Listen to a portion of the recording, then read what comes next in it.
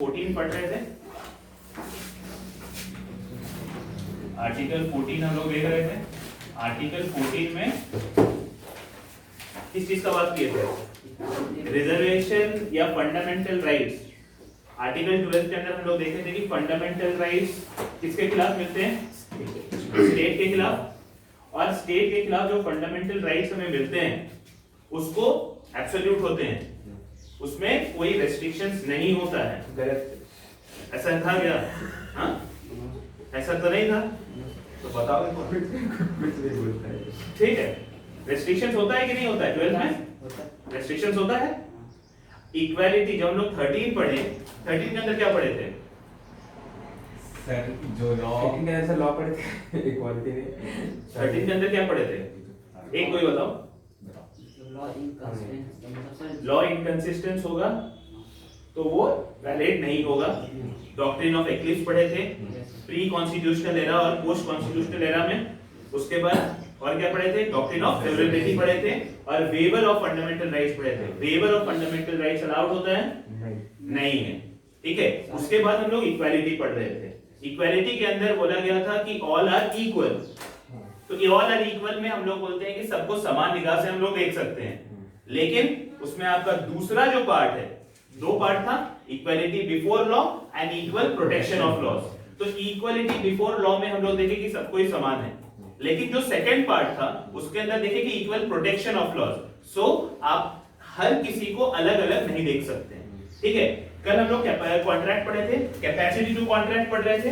तो कॉन्ट्रैक्ट के अंदर एक है कि आपका कैपेसिटी टू कॉन्ट्रैक्ट में 3 ही लोग हैं जो कि कॉन्ट्रैक्ट नहीं कर सकते। ठीक है, तो उसमें उसका रेलेवेंसी आप देखे थे। 3 लोगों था, एक था माइनर, एक था अनसाउंड माइंड और तीसरा बार्ड बाय लॉ। 3 तरह के लोग थे। अगर समझो कि इसमें अगर हम चौथा एक कैटेगरी ऐड कर दे और चौथा कैटेगरी ऐड करने के बाद बोले कि जो पर्सन का बाल उड़ा हुआ है वही कॉन्ट्रैक्ट कर सकता है, माने only barred people can enter into a contract. ठीक है, तो ये कॉन्ट्रैक्ट, ये जो बार्ड कैटेगरी ला दी है, ये क्या हम बोल सकते हैं कि this is something which can be done और it is against the objective to be achieved. कल हम लोग रीजनेबल क्लासिफिकेशन पढ़े थे। Reasonable classification on the basis of intelligible differentia.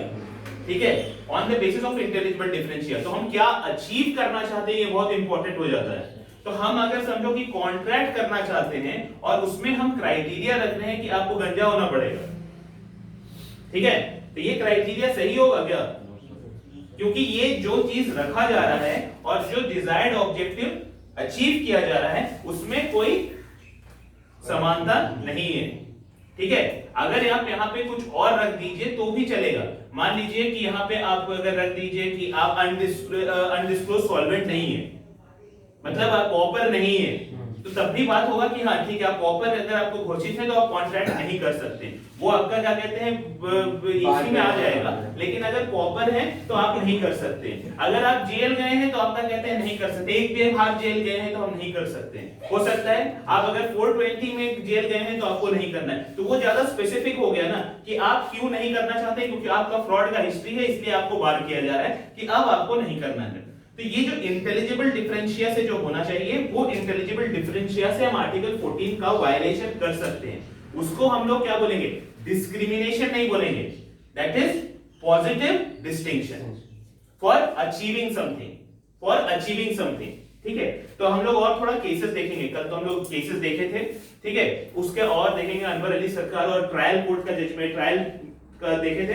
Trial court का जो स्पीडी ट्रायल होता है या फिर फास्ट ट्रैक कोर्ट होता है, उसका देखे थे। तो वो उसके अलावा भी बहुत सारा केसेस हुआ है जिसको हम लोग थोड़ा सा देखेंगे। एक केस है जिसका नाम है Nargesh Mirza versus Air India. ठीक है, Nargesh Mirza versus state of Air India versus Nargesh Mirza. तो यहाँ पे Air India versus Nargesh Mirza में उसका कहना था कि एयर इंडिया में आप जॉब कर रहे हैं तो जो एयर होस्टेस है उसका एक साइन, क्लॉज साइन कराया जाता था कि ड्यूरिंग द जॉब, आप अगर एयर इंडिया के जॉब में हैं एज एन एयर होस्टेस तो आप प्रेग्नेंट नहीं हो सकते हैं। ठीक है, और अगर आप प्रेग्नेंट हुए उस दौरान तो आपको क्या कहते हैं, टर्मिनेट कर दिया जाएगा। ठीक है। और टर्मिनेशन का भी जो पावर था वो पावर दिया हुआ था मैनेजिंग डायरेक्टर को कि आप अगर हो गए और आपका ऐसा केस आया तो मैनेजिंग डायरेक्टर के पास जाएगा and that person will be taking the final call whether to retain that person और टर्मिनेट दैट पर्सन। ठीक है, तो ये क्या सही था? क्यों नहीं सही था सर? ये पॉजिटिव डिस्ट्रिक्ट मतलब क्या बोलते हैं, इक्वलिटी को अप्रोच नहीं कर रहा। इक्वालिटी को अप्रोच नहीं कर रहा था। और कोई ऐसे सर इन सम फैक्ट सही भी था क्योंकि मतलब अकॉर्डिंग टू जॉब नेचर। हाँ। ठीक है, और कोई? तो क्यों इसको इस केस में बोला गया कि आर्टिकल 14 का वायलेशन था? ये इस केस में बोला गया आर्टिकल 14 का वायलेशन था, क्यों था? एक तो ये बोला कि क्या कहते हैं पॉजिटिव डिस्टिंक्शन था। पॉजिटिव डिस्टिंक्शन क्या था इसमें? सर देखिए सर, एक वोमेन है अगर प्रेग्नेंट है तो उसको सर लेबर में लाने के लिए उसको देना पड़ेगा ना लीव सर। क्या मतलब मेन की पावर में लेबर में लाने के लिए उसको तो लीव देना पड़ेगा ना सर, उसको अपॉर्चुनिटी देना पड़ेगा ना जिसके लिए अपॉर्चुनिटी देना पड़ेगा। लीव नहीं है। अच्छा, ये देखो क्या कहते हैं, लीव का हम लोग बात नहीं कर रहे हैं, हम लोग उसको क्या कहते हैं सीधे ही बोल रहे हैं कि आप अगर प्रेग्नेंट हो गए तो आप टर्मिनेट। ठीक है, मैं तो क्या कहते हैं प्रेग्नेंट हो नहीं सकता है फिलहाल तो अभी नहीं आया टेक्नोलॉजी, हो सकता है अगर आ जाए तो अलग बात है, लेकिन अभी तो नहीं आया है।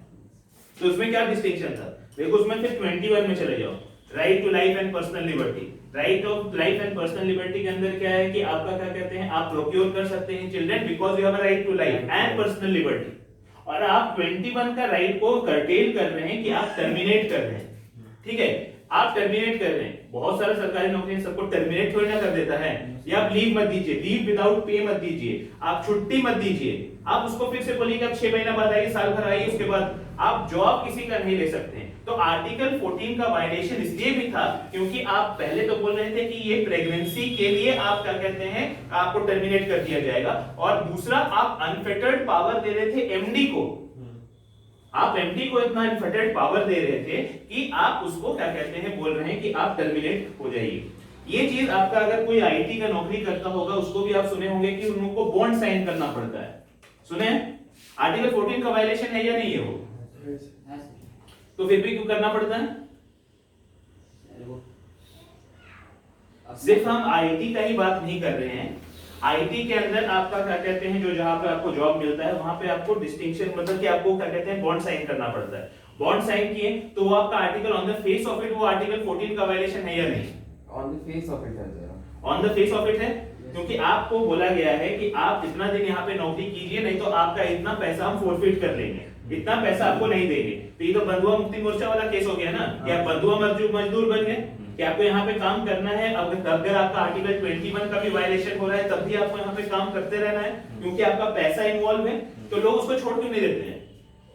पैसा है तो नहीं छोड़ता नहीं, उसके अलावा भी केस हुआ है ऐसा जो कि बोला गया है कि जो आप पैसा ले रहे हैं ये गलत ले रहे हैं, ठीक है, लेकिन पैसा नहीं छोड़ते उन लोग क्या कहते हैं केस नहीं करते हैं because they have to survive in the IT industry. अगर समझो कि एसेंचर छोड़ के वो कभी आईबीएम में जाता है, उसका अगर ट्रैक रिकॉर्ड खराब रहेगा तो आईबीएम वाला बोलेगा कि हम नहीं लेंगे। तो ये चीज इंटरनल चीजें चलती है but they are on the face of it they are violated. अब समझो कि एनएसजी का कोई कमांडो है, एनएसजी का कोई कमांडो है who has been selected from Indian Army to join NSG, ठीक है, उसको भी ट्रेन कर रहा है, उसका भी बॉन्ड होता है कि आप अगर यहाँ पे एनएसजी में क्या कहते हैं गए या एयर फोर्स आप ज्वाइन किए तो आपको 5 साल मिनिमम सर्विस देना है, उसके बाद ही छोड़ सकते हैं। तो यहाँ पे भी बॉन्ड आ गया, तो यहाँ पे क्या होगा? आर्टिकल 14 का वायलेशन है, आर्टिकल 14 का वायलेशन है। थोड़ा सा अब ये जो हम आईटी का एग्जांपल दिए और एनएसजी का एग्जांपल दिए उसको सोचो रीजनेबल क्लासिफिकेशन और इंटेलिजिबल डिफरेंशिया के लाइंस पे। सर लास्ट क्लास में एक लाइन बोला था कि इंडिविजुअल राइट्स के ऊपर स्टेट का जो पोजीशन है वो पैरामाउंट होता है। वो ठीक है, हम बोल रहे हैं कि इसको सोचो थोड़ा सा, intelligible differentia and what was the result they want to achieve, उस हिसाब से थोड़ा सा सोचो। सर इंटेलिजिबल डिफरेंशिया के अकॉर्डिंग सही है सर। क्यों? वही तो पूछ रहे हैं सर, उसमें हम इन्वेस्ट कर रहे हैं तो उससे फिर उसका तो बोलो बोलो, इन्वेस्ट कर रहे हैं तो उससे उससे जितना सर प्रॉफिट होगा उसको तो देना पड़ेगा सर। ठीक है, तो आईटी वाला भी तो वही बोलेगा, आईटी वाला भी तो वही बोलेगा। आईटी वाला तो बोला गया कि गलत है, आर्टिकल 14 का वायलेशन है, और एनएसजी का कमांडो के लिए आप जो ट्रेनिंग दे रहे हो वो आर्टिकल 14 में वैलिड बोला गया है। क्यों?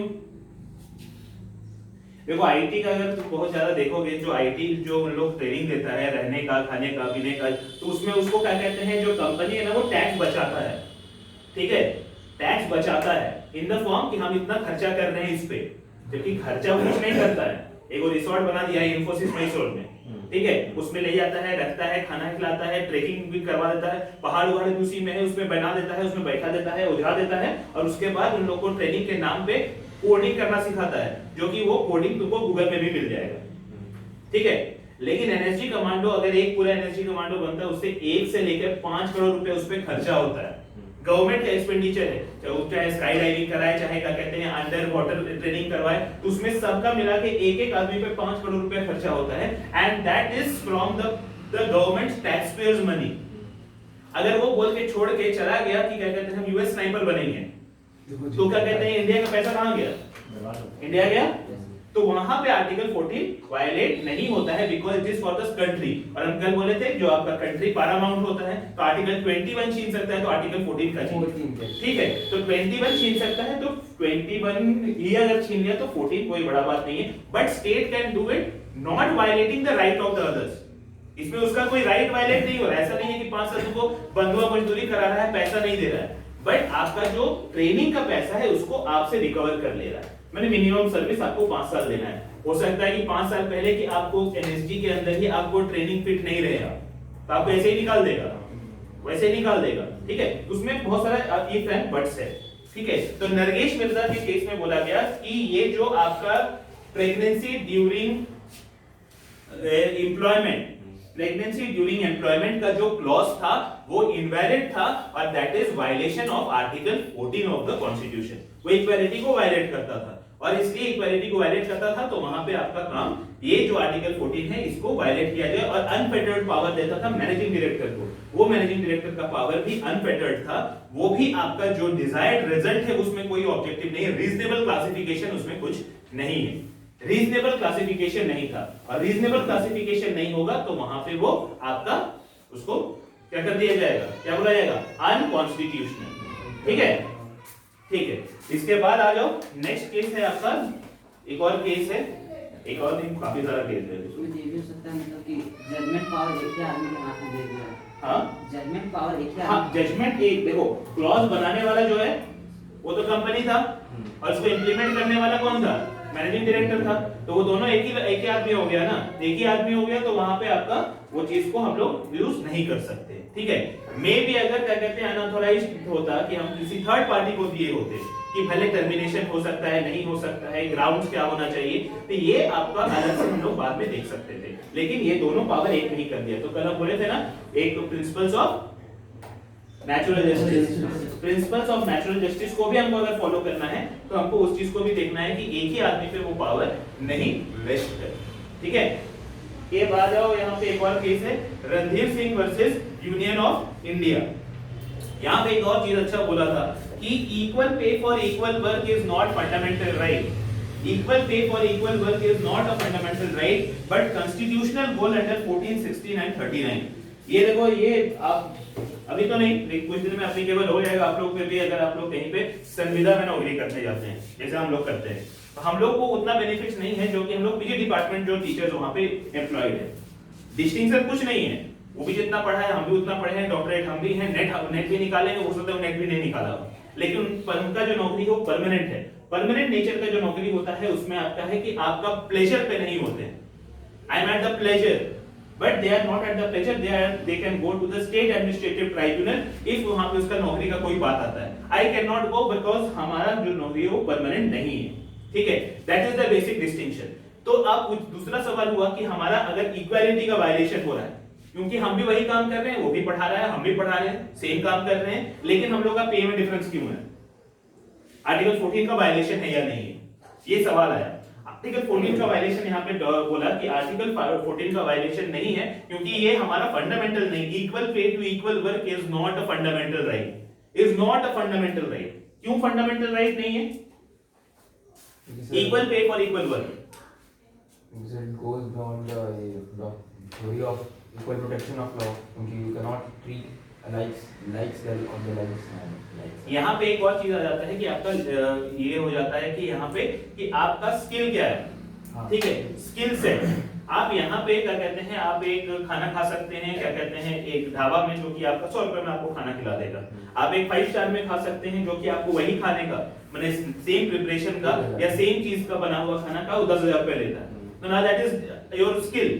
सो नाउ दैट स्किल, अगर आपका उतना स्किल है तो आप उसको डेवलप कीजिए और उसको कीजिए। तो यहाँ पर equal pay for equal work is not a fundamental right, it is just a fundamental goal we want to achieve under 14, 16 and 39C। ठीक है, तो रणधीर कुमार में ये चीज बोला गया था। नेक्स्ट एक केस है मिट्ठू versus state of Punjab. Mitthu versus state of Punjab का केस था सेक्शन 303 यूनियन ऑफ इंडिया। ठीक है, अब आ जाता है एक और केस जिसको मिट्ठू वर्सेस स्टेट ऑफ इंडिया। ठीक है, उसमें एक चीज बोला गया था, हमारा आईपीसी में एक सेक्शन है 309। ठीक है, 309 क्या बोलता है, 308 है,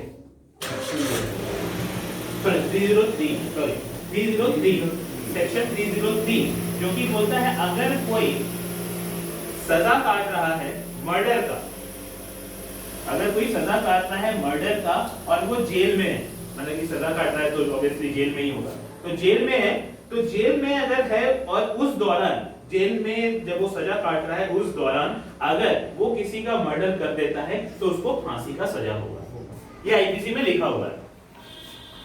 अब हमारा अगर आप लोग प्राइवेट डिफेंस पढ़े हैं तो प्राइवेट डिफेंस में बोला जाता है कि अगर आप किसी भी समस्या में होते हैं, किसी संकट में होते हैं और उसमें आपका अगर कोई आप किसी का जान ले लेते हैं तो वो आपका प्राइवेट डिफेंस होगा और उसको ऑफेंस नहीं माना जाएगा। सुने होंगे कि अगर आप किसी संकट में होंगे अंडर सम क्या कहते हैं immediate danger and you exercise your right to private defence, you will not be held responsible for that act.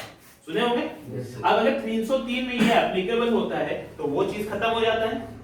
अगर कोई 303 में अगर किसी को मार देता है using their right of private defence, लेकिन ये चीज तो 303 में नहीं लिखा हुआ है, वो तो बोलता है कि 303 में आप मारे और आप गए, यही हो गया।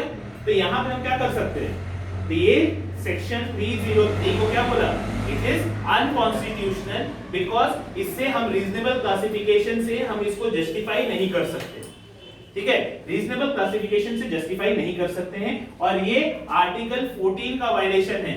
क्यों? क्योंकि समझो कि प्रिजन में बहुत सारे कैदी हैं, ये मार सकता है तो उनको कुछ नहीं होगा, इसको right of private defence use कर सकता है, लेकिन तुम की मर्डर के लिए सजा काट रहे हो, वो तुम अगर right to private defence use कर दिए तो वो सेक्शन आपके लिए आप क्या कहते हैं फांसी पे चढ़ जाओगे, तो आर्टिकल 14 का वायलेशन होगा।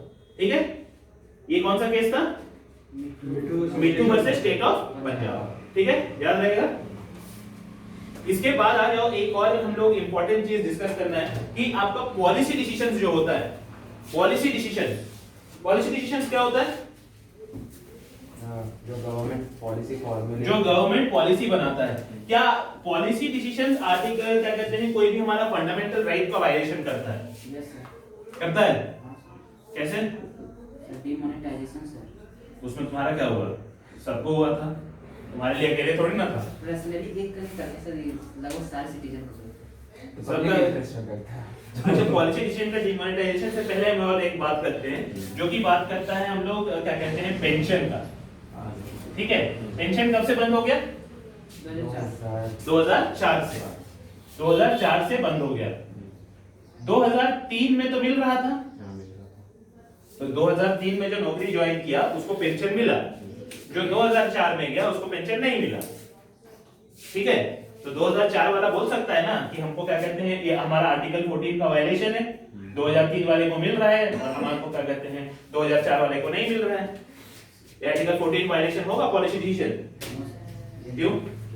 इंटेलिजिबल डिफरेंशियल सर, यहां तो कोई डिफरेंस है ही नहीं सर। ठीक है, इंटेलिजिबल डिफरेंशियल क्या होगा, इसमें क्या दिया गया होगा सर? इसमें देखिए 2004 में जितना कोई सबके लिए पॉलिसी सिमिलर। 2004, हम 2004 का बात नहीं कर रहे हैं, 2003 के साथ 2004 कर रहे हैं। तुम सोचो इंटेलिजिबल डिफरेंशियल होगा कुछ, क्योंकि बंद है अभी भी नहीं दिया जा रहा है, तो कुछ तो इंटेलिजिबल डिफरेंशियल होगा, रीजनेबल क्लासिफिकेशन भी होगा। Reasonable classification on the basis of intelligible differentia, और हमारा जो डिजायर्ड ऑब्जेक्टिव है वो भी होगा।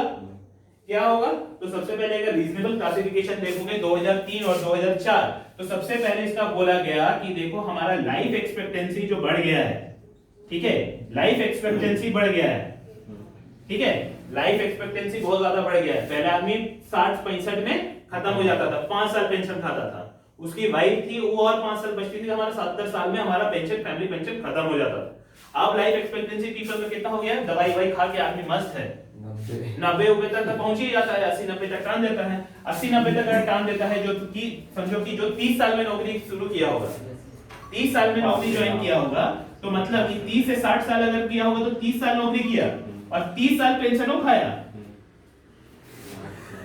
तो गवर्नमेंट का लोड समझो, गवर्नमेंट तो उसको खिला रहा है, ठीक है, प्लस उसकी वाइफ अगर सर्वाइव करेगी तो और 10 साल खिलाओ। अच्छा, गवर्नमेंट का और एक स्कीम है, क्या पता है? अगर कोई क्या कहते हैं 100 साल पहुंच गया तो उसका पेंशन डबल हो जाता है, पेंशन जो मिलता था वो डबल हो जाता है, डबल।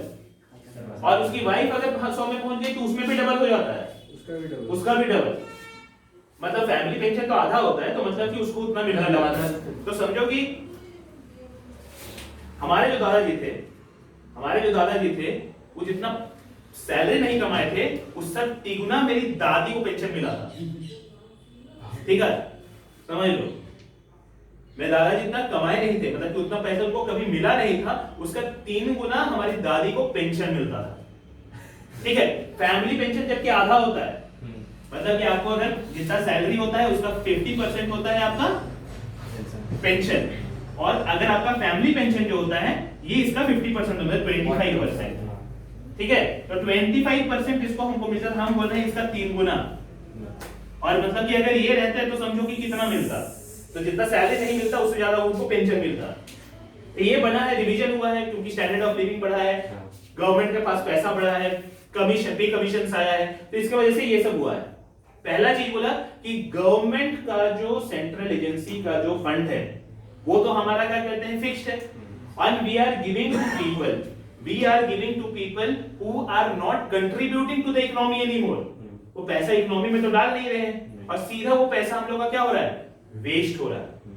नहीं बोलना चाहिए, लेकिन वो लोग, वो उनका कहना था कि भाई 30 साल का सर्विस के लिए, मतलब ये भी तुम्हारा देख लो कि अगर कोई 40 में जॉब ज्वाइन किया है, ठीक है, सरकारी नौकरी कितना दिन किया, 20 साल, पेंशन कितना दिन खाया, 30 साल, तो कितना सरकार को नुकसान था, 10 साल का, 10 साल को, वो भी 10 साल में खत्म नहीं हो जाएगा इसका भी कोई गारंटी नहीं था, ठीक है। ऊपर से मेडिकल एक्सपेंसेस का भी हो सकता है कभी कभी गवर्नमेंट देती है, ठीक है। तो एक तो चीज पेंशन को बंद करने का ये बोला कि ये जो पैसा है जितना हम खर्चा कर रहे हैं ये हम यूथ पे खर्चा करेंगे, यूथ पे खर्चा करेंगे जो कि अभी नौकरी ज्वाइन कर रहे हैं, हम ज्यादा सरकारी नौकरी क्रिएट करेंगे, ठीक है।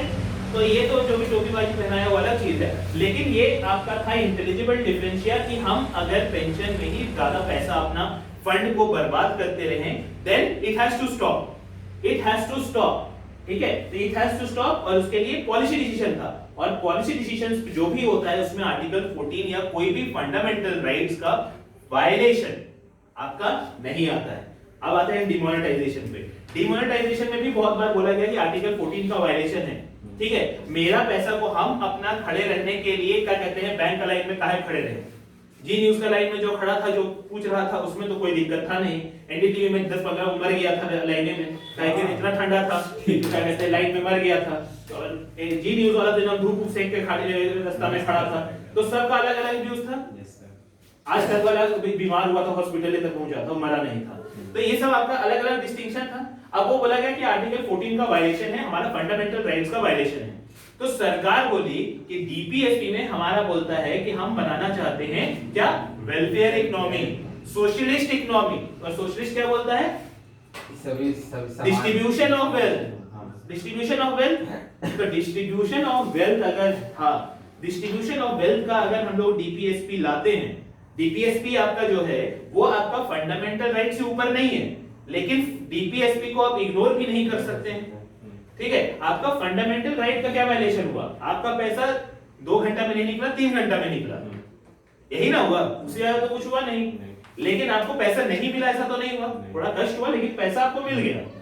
हमारा फंडामेंटल क्या कहते हैं, जो हमारा डीपीएसपी था वो क्या बोलता था, डीपीएसपी बोलता है कि हमको एक ऐसा वेलफेयर सोसाइटी बनाना है जिसमें क्या कहते हैं, हम जो गरीब है उसको प्रमोट करें, गरीब को प्रमोट करें। रिच को तो हम लोग नीचे नहीं ला सकते हैं, किसी के पास ऑडी खरीदने का पैसा है उसको बोलेंगे कि नहीं तुमको 800 चलाना है, बोल सकते हैं। लेकिन हम लोग ऐसा करेंगे कि 800 वालों को इतना एम्पावर करेंगे कि वो भी ऑडी खरीद ले। तो यहाँ पे बोला कि डिमोनेटाइजेशन से आपको अलग से कोई नुकसान नहीं हुआ, फंडामेंटल राइट का वायलेशन नहीं हुआ। डीपीएसपी में जो चीज का लिखा हुआ है, जो हम लोग गोल्स को अचीव करना चाहते हैं, उस गोल्स को अचीव करने के लिए डिमोनेटाइजेशन लाया गया था और डिमोनेटाइजेशन का पर्पस को लिया गया। उसमें बोलता है ना कि ब्लैक मनी को हमको क्या कहते हैं, सर्कुलेशन में लाना है।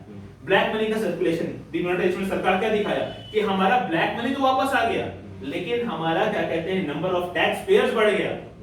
एक बार जो दे दिया कि क्या कहते हैं अपना अकाउंट में 15 लाख रुपया, उसके तो अब सरकार हर साल टानेगा ना उससे पैसा दिया, उन्हें 15 लाख वहां पे दे सकते हो तो अगर भी दे सकते हो, तो अब टानने लगा, तो नंबर ऑफ टैक्स पेयर्स बढ़ गया। तो हमारे इंडिया में टैक्स पेयर्स 130 करोड़ पॉपुलेशन में कितना है, 10% भी नहीं है, 10% भी नहीं है। मतलब कि आपका 130 करोड़ जनता में सिर्फ आपका कितना परसेंट पॉपुलेशन का कहते हैं टैक्स देता है, कुछ 7%, 7 to 8% ऑफ द पॉपुलेशन से टैक्स देता है और बाकी टैक्स नहीं देता है।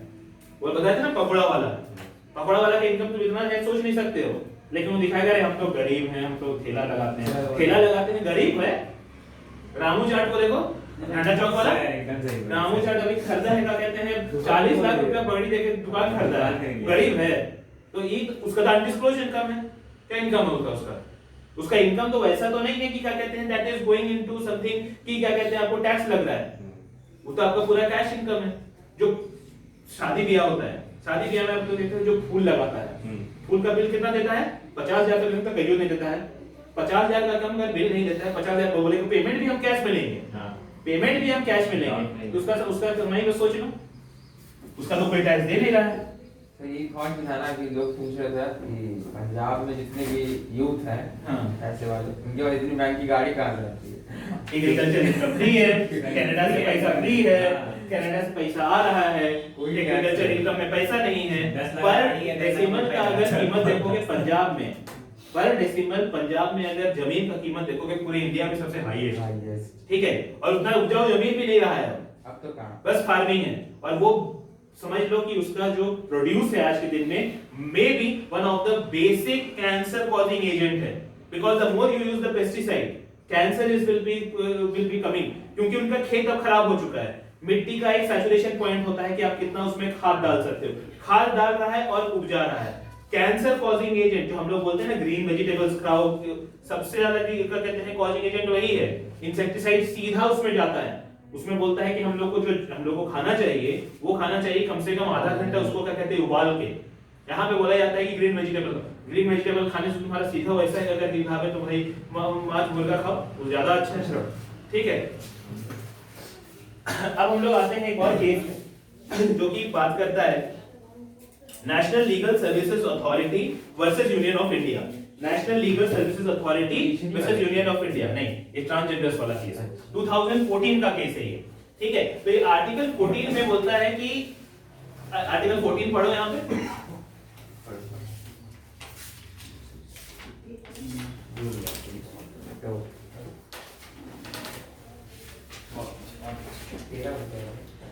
The state shall not deny to any person equality before the law or the equal protection of the laws within the territory of India. तो जो यहाँ पे पर्सन लिखा हुआ है, पर्सन जो लिखा हुआ है, ठीक है, ये पर्सन का डेफिनेशन क्या कौन इंक्लूड करता है, who are included in this person?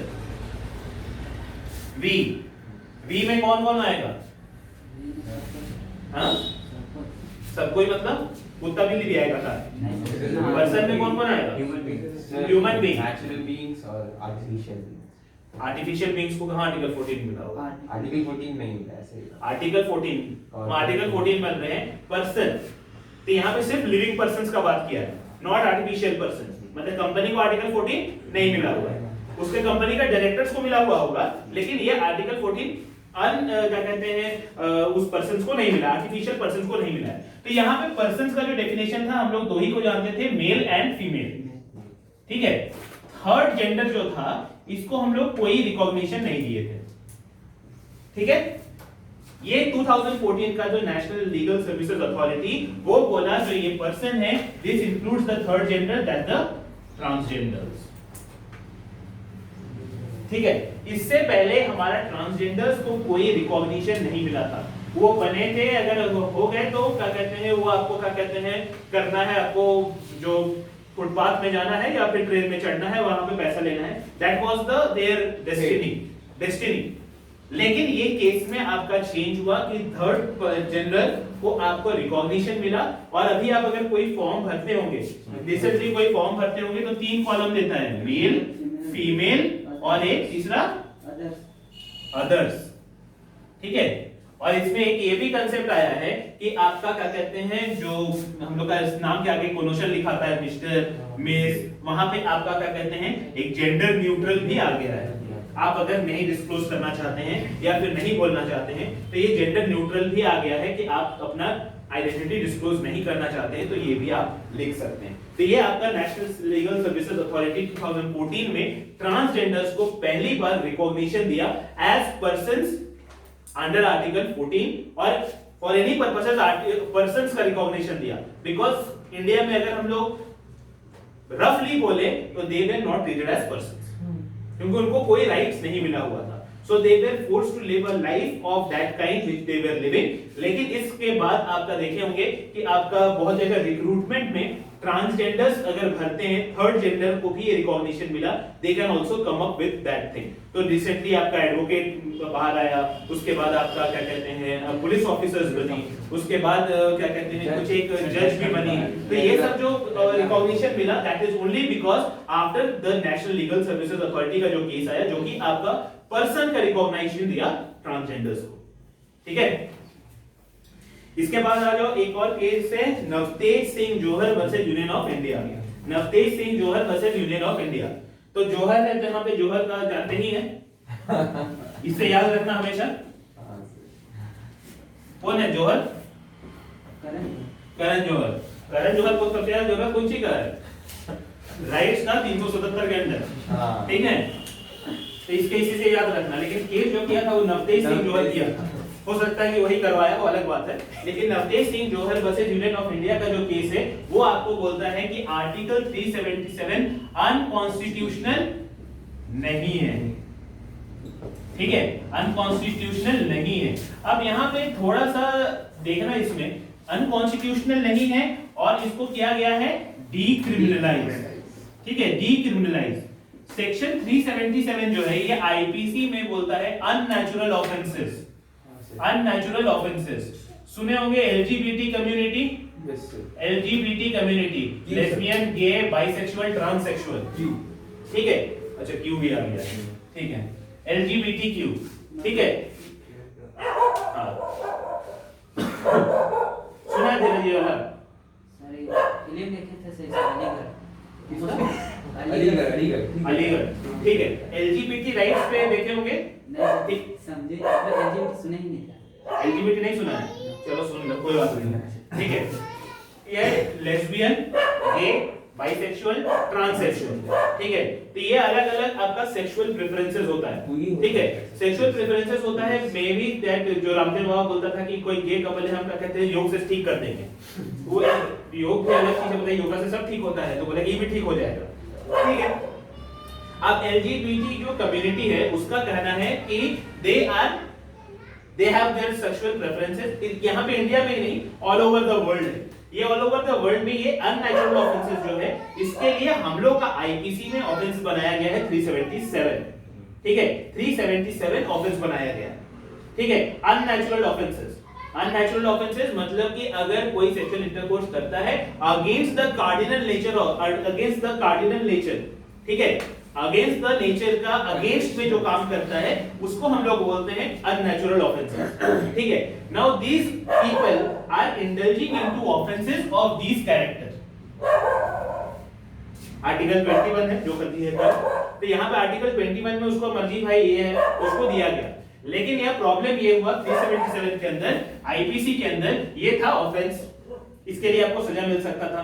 आप समझो कि अगर क्या कहते हैं तुम लोग दोनों साथ आता है, पुलिस पकड़ के बोला कि चलो 377 में तुमको डाल देते हैं अंदर। ऐसा भी होता था दिल्ली में। दिल्ली में तुम लोग सेंट्रल पार्क में बैठा हुआ है, 2 लड़का बैठा हुआ है या 2 लड़की बैठी हुई है, 370 बोलता है चलो तुम लोग चुम्मा चाटी कर रहे थे चलो, उठा के ले जाता था। तो ये क्या किया कि दे ट्राइड बिकॉज़ आप क्या करेंगे, आप या तो पैसा दीजिएगा, पुलिस वाला को 500,000 रुपए दीजिएगा, उसका तो बहुत अच्छा मतलब की बन गया। 2 आदमी लड़का जा रहा है, 2 लड़का को पकड़ लो, 2 लड़की जा रही है, 2 लड़की को पकड़ लो, क्योंकि आप अंदर तो किसी का घर पे जा नहीं रहे हैं, लेकिन आप सिर्फ अगर क्या कहते हैं पार्क में बैठे हुए हैं and they tried to harass the people who are going into that. तो पहले ये दिल्ली हाई कोर्ट में लगा था, दिल्ली हाई कोर्ट बोला था ये अनकॉन्स्टिट्यूशनल, मतलब डीक्रिमिनलाइज कर दिया जाए इसको, वो कर दिया। सुप्रीम कोर्ट में केस गया, बोला कि क्या है, कोई जरूरत नहीं इसको अनकॉन्स्टिट्यूशनल करने का, डीक्रिमिनलाइज करने की जरूरत, क्रिमिनल ऑफेंस है, बनाओ उसको क्रिमिनल ऑफेंस। फिर ये गया क्या कहते हैं हायर क्या कहते हैं बेंच पे गया और वहां पे ये डिसाइड हुआ कि नहीं 377 अनकॉन्स्टिट्यूशनल नहीं है और 377 को डीक्रिमिनलाइज किया गया है। डीक्रिमिनलाइज मतलब कि अब ये ऑफेंस नहीं है, लेकिन ये आईपीसी में अभी भी एग्जिस्ट करता है, क्योंकि ये जो एग्जिस्टेंस है इसका, ये अनकॉन्स्टिट्यूशनल या unnatural offences only with consent है। 376 sexual offence, sexual intercourse offence नहीं है, अगेंस्ट कंसेंट ऑफेंस है। वैसे ही अननेचुरल ऑफेंसेस में भी आपका कैटेगरी किया गया कि ये कंसेंशुअल है तो ऑफेंस नहीं है, लेकिन अगर अनकंसेंशुअल है, कंसेंशुअल नहीं है तो उसको तो ऑफेंस रखना है। तो यहाँ पे इसको अनकंसेंशुअल, पहले क्या था कंसेंशुअल हो अनकंसेंशुअल हो ये ऑफेंस है, लेकिन अभी कर दिया गया कि अगर कंसेंशुअल है तो ऑफेंस नहीं है। तो 377 के अंदर अननेचुरल ऑफेंसेस के लिए आपका पनिशमेंट बांध दिया गया, ठीक है। और यहाँ पे बोला कि ये अनकॉन्स्टिट्यूशनल नहीं है बट इसको डीक्रिमिनलाइज किया गया है, ठीक है, इसको डीक्रिमिनलाइज किया गया है। अब जिस दिन ये निश्चय आया उस दिन क्या कहते हैं न्यूज में क्या आया, अब घर लाएगा बेटा दामाद और बहू लाएगी बेटी लाएगी बहू। ये इसका क्या कहते हैं, इसका कोई विवरण दिया गया है? लेकिन न्यूज देख के कभी लॉ मत सीखना, ठीक है, न्यूज देख के कभी लॉ मत सीखना। अगर आप बोल रहे हैं कि बेटा लाएगा दामाद तो मतलब कि आपका मैरिज राइट्स दिया गया है? मैरिज राइट्स नहीं दिया गया है, लेकिन इंडिया में सिर्फ इसको डीक्रिमिनलाइज किया गया है, मैरिज राइट्स नहीं दिया गया। तो वो जो न्यूज का बकवास था वो पूरा बकवास है, कि फैमिली लॉ में कोई चेंज अभी तक नहीं किया गया। सेम सेक्स कपल मैरिज अभी तक इंडिया रिकॉग्नाइज नहीं करता है। इंडिया में आप सुने होंगे कि बहुत कोई कर रहा है, ठीक है, 2 जन मिलके शादी कर रहा है, but it is not recognised. वो कहीं पर हस्बैंड और वाइफ बोलेंगे उसको कोई रिकॉग्नाइज नहीं करेगा, ठीक है। तो यहाँ पे हम लोग सिर्फ डीक्रिमिनलाइज किए हैं, इसको हम लोग रजिस्टर्ड या इसको एग्जिस्टेंस में लाने का कोई प्रावधान अभी तक हम लोग नहीं लाए हैं। सेम सेक्स क्या कहते हैं मैरिज को हम लोग रिकॉग्नाइज भी नहीं करते हैं फॉर द टाइम, ठीक है। अभी एक लेटेस्ट था आईपीसी के अंदर सॉडमी है ना, आईपीसी में ये 377 ही हुआ, 377 ही है। तो अब पर अभी आया कि अगर कंसेंशुअल है, मतलब डिस्पाइट ऑफ द फैक्ट कि दे आर बिटवीन होमोसेक्सुअल्स, अगर हेटेरोसेक्सुअल में भी अगर वो कंसेंशुअल है तो हम उसको ये नहीं कर सकते, मतलब बार नहीं कर सकते या उसको हम उसके लिए हेल्थ रिस्पॉन्सिबल हेल्थ नहीं कर सकते। अभी 5-4 दिन पहले किसी हाई कोर्ट का है, सुप्रीम कोर्ट का, सुप्रीम कोर्ट का नहीं है, हाई कोर्ट का है, ठीक है। आएगा ये सब जो कर दिया है उसको तो आएगा। अब एक और आता है केस सहराव Bano versus union of India, जो कि बात करता है ट्रिपल तलाक का। ट्रिपल तलाक हम लोग यहाँ पे बैन हो गया है, ट्रिपल तलाक बैन हुआ ना, तो उसका क्या कहते हैं आर्टिकल 14 का वायलेशन है? आर्टिकल 14 का वायलेशन नहीं है, राइट टू रिलीजन का वायलेशन है। तब राइट टू ट्रिपल तलाक, पर्सनल लॉस, डीपीएसपी को मतलब फॉलो कर रहा है सर, इक्विटी लाने की कोशिश कर रहा है सोसाइटी में, इक्वालिटी को लाने की कोशिश कर रहा है, लेकिन हमारा फंडामेंटल राइट टू रिलीजन ले रहा है ना। तो सर इसमें लिखा हुआ है कि राइट टू रिलीजन अगर हम लोग का ले रहा है तो अब राइट जो यहाँ पे जजमेंट था काफी अच्छा था। राइट टू रिलीजन जो भी हम लोग का ट्रिपल तलाक का बिल आया है या जो लेजिस्लेशन हुआ है वो सब कुछ सही है, सिवाय एक चीज की कि इसको क्रिमिनलाइज किया गया है, ठीक है। क्रिमिनलाइज करना हो सकता है जरूरी नहीं था, आप अगर उसको बैन कर देते ठीक था, लेकिन अगर आप उसको जो आगे चल के क्रिमिनलाइज कर दिए वो कहीं ना कहीं वो ज्यादा बैकफायर करेगा, ठीक है, इन द लॉन्ग रन। ट्रिपल तलाक बोला गया कि हम लोग ऑब्वियसली आर्टिकल 44 को इंप्लीमेंट करने का कोशिश कर रहे हैं under the uniform civil code, तो ये ठीक है। अच्छा, यूनिफॉर्म सिविल कोड कौन से एक स्टेट में लागू होता है इंडिया में? एक स्टेट में है नहीं, एक स्टेट में यूनिफॉर्म सिविल कोड अभी भी लागू है, वो है गोवा। ठीक है, यूनिफॉर्म सिविल कोड गोवा में चलता है। वहां पे एक वन रिलीजन का कोई भी लॉ अलग अलग नहीं है, एक लॉ, एक कानून, एक देश, एक प्रदेश, देश तो नहीं। ठीक है, आर्टिकल 14 में यूनिफॉर्म सिविल कोड चलता है। यूनिफॉर्म सिविल कोड के अंदर बोलता है कि हर लॉ का क्या कहते हैं एक ही होगा, रिलीजन, कास्ट, उसमें आपका कोई फर्क नहीं पड़ेगा। तो ट्रिपल तलाक बोला कि भाई आर्टिकल 14 का वायलेशन नहीं है। क्यों नहीं है? क्योंकि हम लोगों ने एक देश में हम रहते हैं और हम लोगों ने कहीं भी दूसरे देश से भी ये चीज मान्यता नहीं है कि ट्रिपल तलाक आप दे सकते हैं। ठीक है, और यहाँ पे और एक मान्यता का बात हुआ था, मेन को अगर देना है तो 3 बार बोल के निकल गया, वुमेन को है तो आपका dissolution of Muslim marriage act में जाओ और उसके बाद उसको मिलो, तो ये राइट इसको भी दे दो, तब हम बोलेंगे क्या कहते हैं बहुत अच्छा है, तभी हम बोल सकते हैं, नहीं तो हम नहीं बोल सकते। इसके अलावा ट्रिपल तलाक में बोला गया कि हम अगर ट्रिपल तलाक बोल रहे हैं, हम अगर I am uttering the word तलाक तलाक तलाक और उससे तलाक हो जा रहा है, then that is on the face of it सामने वाले का आर्टिकल 21 का वायलेशन है। ठीक है, आर्टिकल हम 3 बार कुछ बोल दिए, उससे तुम्हारा अगर क्या कहते हैं घर परिवार उजड़ गया, तो वो आर्टिकल 21 का वायलेशन है, right to life and personal liberty का। हम इसको समझो कि दे दिए, हम इसको तलाक दे दिए, ये तलाक दे दिए, और मेंटेनेंस के नाम में तो उन लोगों का इद्दत के नाम पे जो दिया हुआ है वो दैट इज वेरी मीगर। फिर उसको 125 सीआरपीसी में जाना पड़ेगा टू क्लेम द मेंटेनेंस, क्योंकि इनको क्या कहते हैं हिंदू मैरिज एक्ट में, मेंटेनेंस एक्ट में तो कुछ मिलने वाला है नहीं, और वैसा कोई कानून भी हमारे यहाँ पे मुस्लिम लॉ में नहीं बनाया गया, except for the dissolution of Muslim marriage में दिया गया है। बट अगर ये दे देगा तो इसमें तो कुछ है नहीं, वो तो 125 सीआरपीसी में ही जाना पड़ेगा। तो पर्सनल लॉज पे हमारा अटैक हुआ, तो उनका ये कहना था कि हमारा पर्सनल लॉज है, हमारा पर्सनल लॉज है, हमारा अपना राइट टू रिलीजन है, और आप राइट टू रिलीजन पे कॉन्स्टिट्यूशन ला रहे हैं। तो राइट टू रिलीजन और कॉन्स्टिट्यूशन में अगर हम देखें, एक तरफ है राइट टू रिलीजन, एक तरफ है आर्टिकल 21, कौन सबसाइड करेगा? आर्टिकल ये नीचे जाएगा, क्योंकि article 21 is paramount. Right to life and personal liberty, life ही ना है, ये तो आपका कहते हैं किसी को 3 तलाक दे रहे हैं तो आप उसका लाइफ बर्बाद कर रहे हैं, तो वो आपका राइट टू लाइफ को ज्यादा इंपॉर्टेंस दिया गया और बोला गया कि ट्रिपल तलाक बैन है इंडिया में। लेकिन इंडिया में एक और चीज गलत किया, जो कि मेरे हिसाब से गलत किया, गलत नहीं बोल सकते, जो लेजिस्लेशन हुआ है वो अलग चीज है, लेकिन अगर गलत हम इसलिए बोलते हैं कि इसको क्रिमिनलाइज कर दिया। ठीक है, और उसमें बोल दिया 3 से 6 महीना का जेल। ठीक है, अब समझो कि एक जो मैन है, ये क्या कहते हैं 3 बार तलाक बोल दिया। ठीक है, 3 बार तलाक बोल दिया, अगर आप इसको बोल दिए हैं कि आपका ये 3 बार तलाक बोलने से इसका कोई वैलिडिटी ही नहीं है ना, बोल रहे हैं कि 3 बार तुम तलाक बोल दो उसका कोई वैलिडिटी ही नहीं है, तो उस चीज के लिए फिर तुम क्रिमिनलाइज काहे कर रहे हो? उस चीज के लिए आप जो चीज आपका कोई एग्जिस्टेंस ही नहीं है जिस चीज का, उसके लिए फिर आप सजा काहे दे रहे हो? समझ रहे हो बात? ये बोल रहा है कि ट्रिपल तलाक, तुम तलाक तलाक तलाक बोले तो तलाक का कोई मतलब ही नहीं रहा, 3 बार तो तलाक हुआ नहीं तुम्हारा, तो उसी चीज के लिए फिर तुम 3 से 6 महीना जेल काहे भेज रहे हो?